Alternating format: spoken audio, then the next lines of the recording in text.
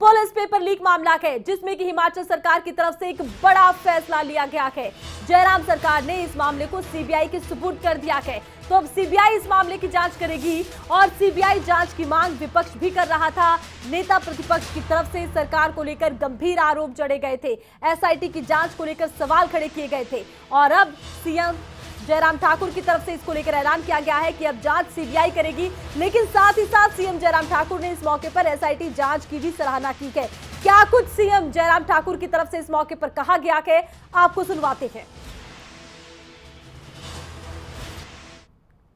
कि पुलिस विभाग द्वारा भर्ती की जा रही है तो पुलिस विभाग इसकी इन्वेस्टिगेशन की प्रोसेस से अलग रहे, एक बात। और दूसरे, इसका जो दायरा जो है दूसरी स्टेट में भी जा चुका है, तो ऐसी सूरत में हमने कॉन्शियस डिसीजन सभी सरकार के साथियों के साथ लेने के पश्चात निर्णय किया है कि हम इस जांच को अब सीबीआई के सुपुर्द करेंगे।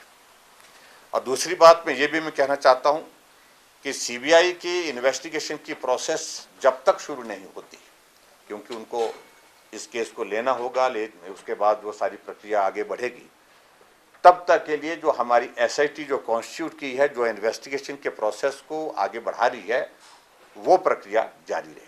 जरूर कह सकते हैं कि पुलिस पेपर लीक की जो मामला है, इसमें सीबीआई जांच की मांग विपक्ष ने की। सरकार की तरफ से सीबीआई जांच को रिकमेंड किया गया है, लेकिन ये मामला पॉलिटिकल तौर पर फिलहाल खत्म नहीं हुआ है। इसी को लेकर वार पलटवार का दौर लगातार देखने को मिलता रहेगा, क्योंकि फिलहाल के राजनीतिक हालात यही कहते हैं।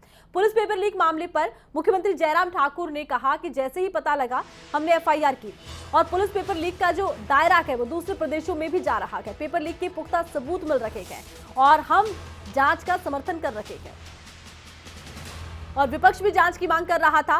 और अब सीएम जयराम ठाकुर की तरफ से सीबीआई जांच को लेकर भी बयान दिया गया है। 11 बजे रात के मुझे सूचना मिली कि इसमें इस प्रकार से लग रहा है। तुरंत हमने एफआईआर दर्ज करने के लिए बोला और दूसरे दिन सुबह हमने पेपर जो रिटन टेस्ट का हुआ उसको रद्द करने के लिए बोला। एसआईटी कॉन्स्टिट्यूट की और एसआईटी कॉन्स्टिट्यूट करने के पश्चात तुरंत जो है हमने धरपकड़ शुरू की और उसके परिणाम का जिक्र मैंने आपके सामने किया है।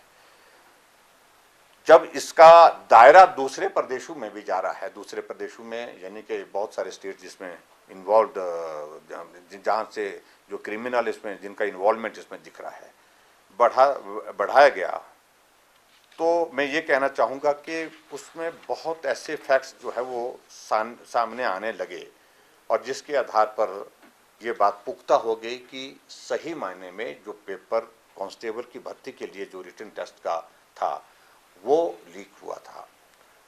और ऐसे में अभी तक हमने पूरी टोटल जो अरेस्ट एसआईटी ने जो सब अलग अलग जगह की हैं, तो वो नंबर 73 है जो है एज ऑन टुडे।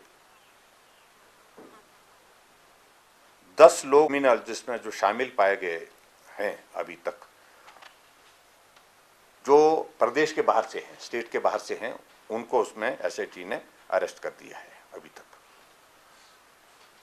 अब सारी चीजों को लेकर के, क्योंकि पहले हमको ये लग रहा था कि शायद ये घटना विद इन स्टेट ही है, स्टेट के अंदर ही इसकी ज्यूरिस्डिक्शन रहेगी और सारी जो इन्वॉल्वमेंट जिन लोगों की है वो शायद स्टेट के अंदर ही इस तरह से।